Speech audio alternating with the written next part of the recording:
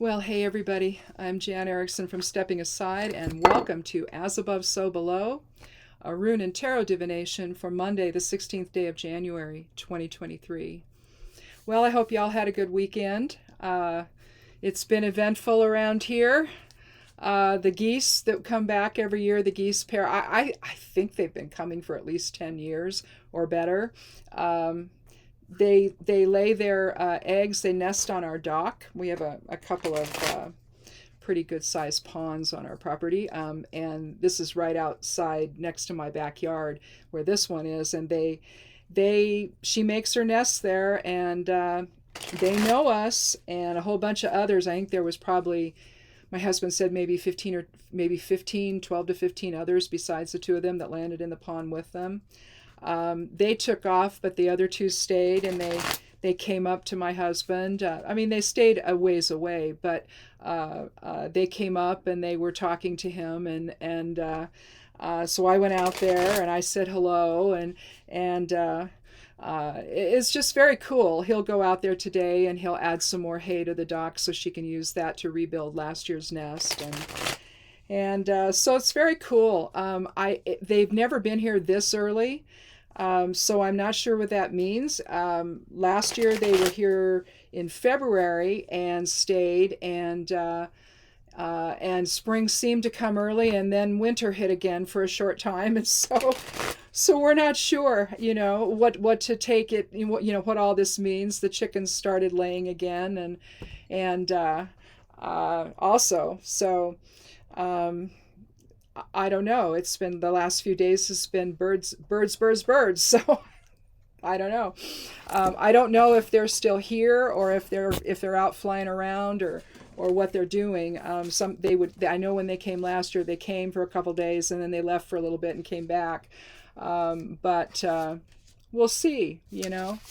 It's always fun to have them here. Once they have their babies, they're only here for a short time, a couple of days, maybe a week at the most. But lately, not even that. They just take them and they go. And so I don't know. But in any event, that's what's been going on here. It's always wonderful when we see them again. With the bird flu, we didn't know, and it's kind of a risky thing to have them here anyway, near the chickens, because they can transfer it. But they seem fine, so I don't know. I just know that last year's duck population that was typically here in our pond wasn't here, so you worry about that maybe they succumb to that, but maybe not. I don't know. I don't know what happened there, but. So that's what's been going on here at our place. So let's go ahead and, if this is your first time here, welcome. If you're here again, that's wonderful. Thank you so much. Click subscribe if you will. I would love you to do that. And join our little tarot and rune family if you haven't yet. Just to go over, I do this periodically. I don't do it every time, but periodically for new folks, for new subscribers and all of that. What I do here is I will I do a thing on the blog over at Stepping Aside. The web address there is imsteppingaside.com. If you forget what that is, just click on Show More, scroll down past the description of what I'm doing here, and you'll see some links, and you'll see a link to the website there. But the esoteric forecasts went out, and I like to read what each one is. Well, I'll read Mondays because it's Monday, and then when we meet again on Thursday, I do this twice a week, Mondays and Thursdays, then I'll go over what the esoteric influences are for that day. But if you want to read the whole thing, go over there to the blog and you'll see it there. If you want to get it in newsletter form along with a few other things, then you can sign up for the newsletter. That's on the left side panel of the blog. Again, just scroll down till you see it. And in fact, I even put a link below the sign up window. It says current newsletter. I actually put the current newsletter there, so you can just click on it and see what it looks like. And if you're interested, just sign up. It's free, no obligation. You can unsubscribe at any time, and it's clear where to do that, both at the top of the newsletter and at the bottom. So anyway. So I guess that's it for the housekeeping part of this, just to let you know kind of the little details that you might be interested in. But let's go ahead and take a look at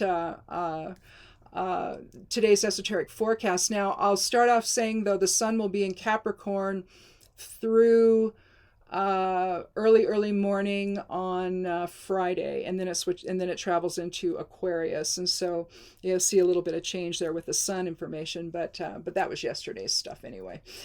So today, though, Monday the 16th, you have an intrinsic need to express yourself. However, you'll benefit from stepping back to let a situation settle before offering your own assessment.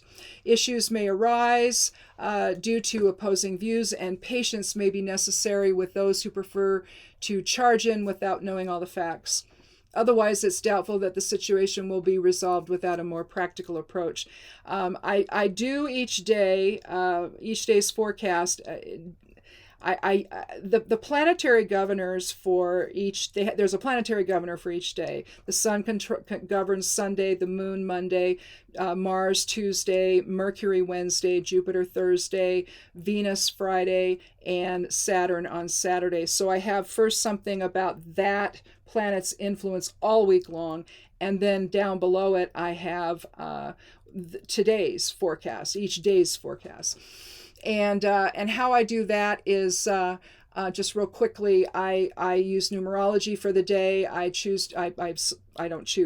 draw 2 runes, one from the Elder Futhark, one from Geomancy, and then I look at the human design chart for the day, and then I also, because I do that as well, and then not just the astrology stuff, but then I also see which cosmic rays are strongest, and today it was the 3rd and 7th rays. So those are that's the information that went into what I just told you. So a couple different ways of looking at each day, and one of them again is the planetary information for the entire week. So check that out if you want to. But for now, let's go ahead and I'll pull a couple of runes. I'll do the Elder Futhark rune and the Geomancy rune as significators for the reading, and then that'll just give us like the overall, viewpoint, the overall purpose, whatever you want to call it. And then I'll draw 3 cards minimum. Sometimes I do 4, just depends. A couple of times I've done 5. Ooh, but anyway, let's do that and to get the details of everything. So here we have Iwaz. Now Iwaz is an as above so below rune. It's essentially Laguz, kind of in a pinwheel. It's not even Laguz forward and reverse, because if you turn this upside down, you have Laguz. Laguz looks like this, and Laguz is about flow. In this case, this is Laguz. But in the case of Iwaz, you're looking at flowing in, it's spirit flowing into form, basically. Well, let me get the right side here. It's a link between realms. It's a connection between opposites. It can be useful in trance work. It's protective. The energy of it's protective, but it's protective from a higher awareness. So this is the flow between all of us, basically, as souls focused into form. So with this one in Laguz, whereas Laguz on its own is a elemental water type of rune. This one is invoking both air and fire. Very, creation oriented, active presence. But it's that willingness to connect, have spirit, our soul connect with our physical reality, basically, and having that higher awareness, that higher level energy inform our perceptions and our decisions and all of that. So here, however, we're looking at Karser for the Geomancy rune. And how I do that, I have 4 elemental, for those of you who haven't been here before, I have 4 elemental, can I get that up there? 4 elemental runes, and I put them in the order of fire, air, water, and earth. And this turned out to be Karser, which is kind of a difficult rune. So the spirit side of things today, the soul side of things is Iwaz. And the connection between opposites, and trying to have spirit flow into that and inform this. Now, Karser, on the other hand, means self-imprisonment. on one level. It also mean the end of something, bringing something to a close. But I think I'm going to leave it at self-imprisonment. I mean, it kind of looks like a little birdcage, doesn't it? And so it's like self-imprisonment or self-restriction. What are we allowing ego to get in the way of? Are we allowing, is that what's really going on here? And how is that going to influence how we go about our day? And what will we do to prevent ourselves from moving forward? I'm kind of in a situation like that personally right now, where I'm dealing with something that I shouldn't have to be dealing with, but I am, and it's not my problem. But inevitably, you deal with businesses, and it's like, okay, what did you guys do? And so I'm dealing with that, and I'm trying to find a way to do this so that I don't have to deal with them in the process. Well, that may not happen, so I may end up having to deal with them anyway. But I'll tell you, it's just frustrating. So it's like, what am I going to do today to imprison myself? I'm not going to. I'm actually, I've got something going with it, and hopefully, we can handle it a different way. But if not, then I'm going to have to deal directly with them, and that'll be fine. It'll be fine. So, but the idea is, how do you allow spirit to inform that process? And realistically, if you can take the path of least resistance, do it.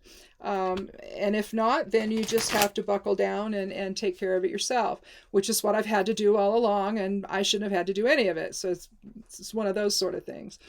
It's like you pay someone to do things and they don't do them. And it's like, okay, then why am I paying you? It's like that. It's not that, but it's like that. So anyway. So we'll just have to think about that for a moment, and I'll go ahead and I'll put down 3 cards. We'll see if we need more.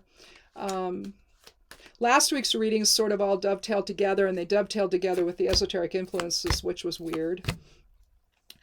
Well, we have 2, but it wasn't just weird, it was cool. So, I had to talk about from different, I had to include everything in on it, so it was kind of interesting. But anyway, right now we have Strength, the High Priestess, and the King of Wands right now. I don't think, because usually because we have 2 majors, I doubt I'll have to draw a 3rd card, but I'll know that more when I get into the reading of it. And I'll show you the cards here in a second. So we have 2 from the major arcana and 1 from the court. And I think that I'm going to just talk about each card individually, and I may actually move the cards around at some point if I can get a better reading that way. And you can do that, by the way. You don't have to, unless you're following a specific, like the Celtic cross or something like that. This is just a 3-card reading, and so I don't have to do that. I don't have to be stuck with that. I can move things around to actually make it make sense. Whenever you get, I will say this first though, whenever you get cards from the major arcana, anyway, and I know other tarot readers regard them this way as well, these are soul archetype cards. And so it's coming in and saying, hey, wake up, and since we have Iwas, which is pure soul, basically, coming in and trying to infuse the, because basically we have the dichotomy of soul versus personality, or soul versus ego. And we want soul to be the one driving the ship, not the personality or the ego. And yet that's not usually what happens, right? Usually the ego gets in the way and wants to control everything and react to everything. And when the soul would see it from a different perspective. And so that's kind of the goal of this as above, so below reading, is to understand that the only reason we're here is because the soul is operating through us, through these bodies. And that's the only reason why we exist. And so otherwise, what purpose would there be, right? So anyhow, let's take a look at the at Strength. And we had this last week, I believe. Here we see the goddess. She's got a flowery and leafy crown on, or garland, at least around her hair. She has the lemniscate above her head, the figure 8. And she's lovingly holding the lion's head in her hands. And this is really about having the inner strength to tame the wild within. In other words, to tame the ego. And because of the lemnis gate above her head, this is an ongoing process with everyone. It's not something where, okay, I've learned how to tame my ego and now I'm always functioning from the level of the soul. That's not going to happen. But you got to get back there as just quickly as you can, right? So you transmute ego into spirit by doing that, and ego doesn't become such a problem. But the thing is you're always going to have to revisit this. There's always going to be things that happen that you get emotionally reactive to. And you have to remember to stop and say, okay, let me step back, let me think before I speak, and let me consider and try to see this from a higher perspective, a less judgmental perspective, before then making the decision in terms of my reaction or my response to something. We don't always have time to do that, right? And all too often the ego is what comes out. So the idea with strength is that it's basically saying, we need, irrespective of the challenges, you see the mountain in the distance there, irrespective of the challenges, and no matter how scary it might be, because that is a lion, we have to assert, the soul has to assert itself into a higher, and to allow us to have a higher perspective in terms of our reactions and perceptions. So that's essentially what strength means, at least to me. Then we have the High Priestess. Now, the first three cards of the major arcana are the Fool, which is undeveloped potential, taking that leap of faith into form. Then we have the Magician, that deals with the physical reality of who we are and what we're going to look like and how we're going to manifest and all of this. But the High Priestess, she's about the unconscious. You see, this is a beautiful card. If you could see behind here, you would see what looks like pomegranates here. And they are in the shape of the tree of life from the Kabbalah. You have the two pillars of Solomon here. I believe it's pronounced, and don't hate me if I mess this up, Boaz and Yakim. And one is dark and one is light. And so you're basically looking at inner polarity here. How do you balance the masculine and feminine within? And since masculine and feminine tends to signify in people's minds gender, I actually prefer the terms projective and receptive presence. So how do you, everything's on a continuum, all right? Everything is part of the same whole.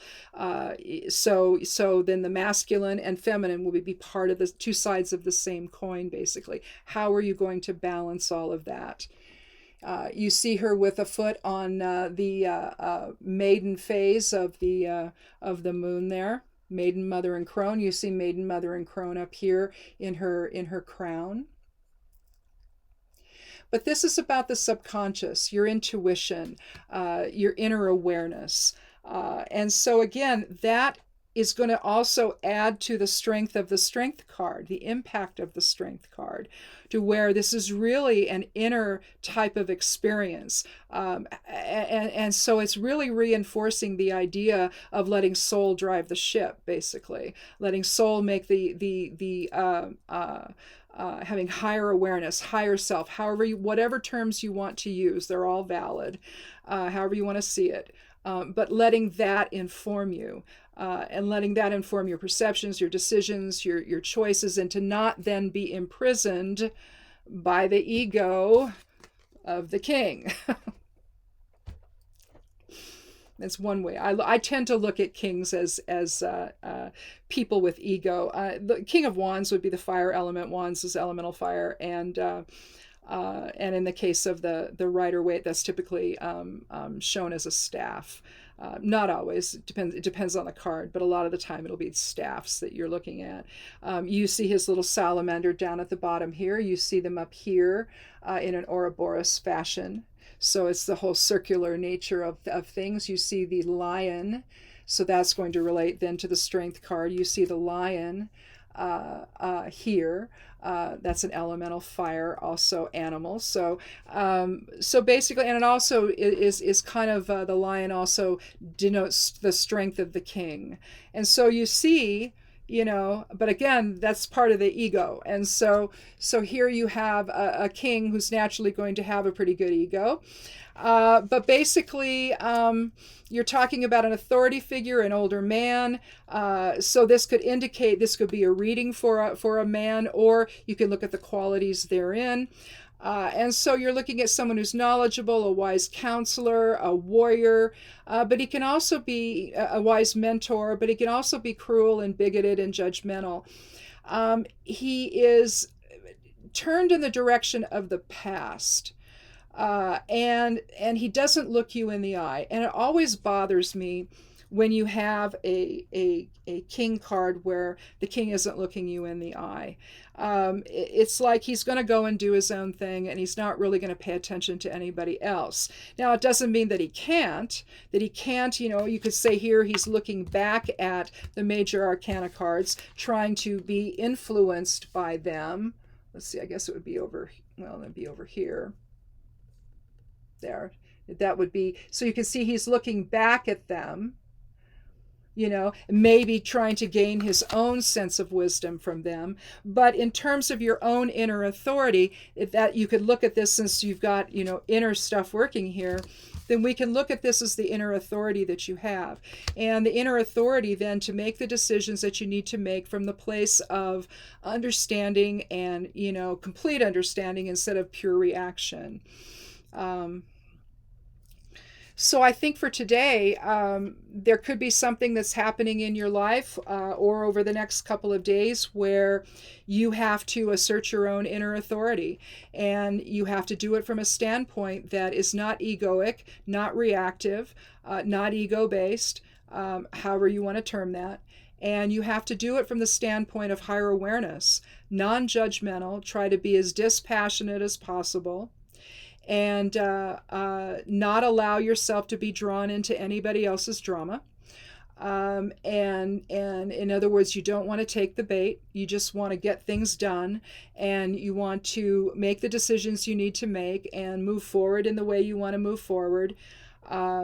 But you want to be aware, in terms of the subconscious, what's really your motivations, what's really at the heart of everything. Are you sure that this is something you want to be involved in or not? But if you do, you need to make your decision from the standpoint of higher awareness instead of from pure reaction. Try to see all sides of the situation, get as much information as you can, and see where that takes you. But understand that if it feels like there are barriers in the way, and this is going to be another aspect of Karser, if there's barriers in the way, are they self-imposed, or are they just simply part of the process you have to go through? So with the idea of Laguz being present throughout Aiwass, then the idea of flow, move around it. Right? Move around the situation. Don't come up and butt heads. Just move around the situation. Assert your authority. Don't get into a screaming match with anybody. Just say, this is what I want, and please take care of it, or whatever the situation is. This is what I want, and this is how I wish to proceed. This is my perspective on this. Nobody has the right to try to control you. You decide for yourself what you're comfortable with, but sometimes that's a difficult thing to do, to have those conversations with people, especially if it's somebody important in your life, a spouse or a partner, or somebody significant in your life. Maybe you have a hard time talking to that person. But the bottom line is, you have to be able to express yourself. You have to be able to say what you need. You have to be able to say what you want. And if it means taking some time to go within and figure all that out, and try to do it from a perspective that is from higher awareness, so that you're not being judgmental, where you're taking anger out of the whole thing, or frustration out of the whole thing, because inherent in Karser has got to be some frustration if there's self-imprisonment or imprisonment from other people. And what that just means is someone's blocking you from doing what you want to do. Maybe they're not listening. and you've been trying to explain how you feel. They just aren't hearing it, and in a sense it's keeping you from moving forward in the way that makes sense to you. And so there's a little bit of self-imprisonment going on there, because you can't really blame them for any of it. It's your choice to remain where you are. Right? Sometimes that's not the case, but all too often we make that agreement. Okay, we give in. Well, that's an agreement. That's a choice. You don't have to do that. You have to do something from the standpoint, though, of the inner strength of either taming your own ego or someone else's ego, and not letting whichever get in the way of what it is that you need today or over the next few days. So that's interesting. The whole self-imprisonment thing, we do it all the time, and we don't think of it that way. We think, well, I didn't have a choice. Well, sometimes that's true, but a lot of the time it isn't. It's just you don't like the outcome of the choice you have to make, so you don't do it. You just sit there and you don't assert yourself. Maybe self-assertion is difficult, for people. And I know that it's difficult. Sometimes it's difficult for me too. And I'm pretty assertive. And sometimes I keep my mouth shut when I shouldn't. Sometimes I speak when I shouldn't. But the point is that it's all a choice that I make either way. And if I don't speak up, well, then I'm going to continue in a situation that's uncomfortable, that doesn't make sense to me, that doesn't allow me the freedom of choice that I want to make. And I made that choice to do that. So that would be my own, in that case, that would be my own self-imprisonment, right? I'm keeping myself in a place that I don't need to keep myself in. If the other person isn't happy with me as a result, well, that's for them to deal with, because odds are I wasn't happy with them for a long time anyway. So it's like at some point something's got to give, right? And so eventually you got to say something. I knew this guy once. We had this long conversation about it. He says, I wait. I say nothing. And then all of a sudden I explode. It's like, you're taking advantage of me. And although it was a fact that these two people were indeed taking advantage of him, I saw the whole thing unfold, so I know it for a fact. But we're talking about, because he finally said something, but he wasn't calm about it. He's yelling, and they don't, and all they do is they just feel yelled at, they don't, because they weren't the kind of people that could comprehend that they're people that take advantage of others, because it works for them. So why would they, right? It worked. And so they got to take advantage of him for a while. And then eventually he got tired of it and he blew up at him. But if he would have asserted himself from the get-go, and said, well, no, I don't feel comfortable doing that. I don't want to do that. And just leave it at that. He doesn't even have to explain himself, right? Because isn't that the other thing we all get into? Oh, I got to overly explain why I feel the way I do. No, you don't. No is a complete sentence. So is yes, right? But the bottom line is that what this is about is signaling that you need to have a little inner conversation with yourself and figure out what it is you want, and then assert yourself in a way that doesn't get into the drama, that just says, this is what I want, and you all want to freak out, that's fine, but I'm done. I'm not going there. And if you have to get up and leave, that's what you do. Leave them to themselves. They can figure it out on their own. So I think that's a tough thing, and how we express our inner authority with the King of Wands really matters. Do we have that ability to do that? And I think that meditating on the card of strength and the High Priestess, going within and taking that time to really understand that this is you're doing what's best for you. You see. That's kind of what that means. So if this applies to you this week, great. If not, just keep it in mind, and you may know someone that it does apply to. You can share that with them. But at the end of the day, I think that this is something that everybody deals with, at one point in their life or another. And all too often we feel self-imprisoned when we really are as free as possible to do as we want, and to feel the way we want, and to want what we want, and to be able to say no to things we don't want. But again, it takes understanding, where is that coming from? That's not coming from ego. That's coming from the soul. The soul guides this experience if we would just let it.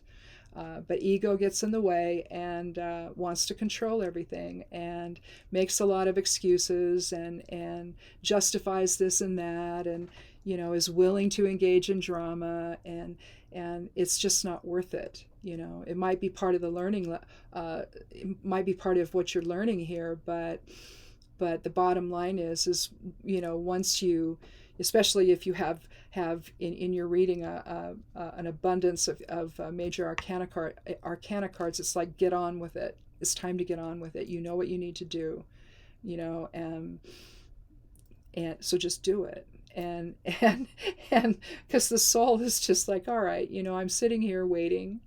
Listen to me. You know what the truth is. You know what you need to do. It's just the ego comes in and places that fear and doubt, and the fear and doubt is what imprisons you with Karser. So, all right, that'll do it. So again, thanks for coming by. If you haven't clicked subscribe yet, I hope you'll do that, and come back whenever you can, and spend this time on Mondays and Thursdays, and for As Above, So Below. And check out the website over there at Stepping Aside. Again, it's imsteppingaside.com. imsteppingaside.com. Not I am, but I am. And come back on Thursday. Be good to yourself. Be good to one another. And blessed be.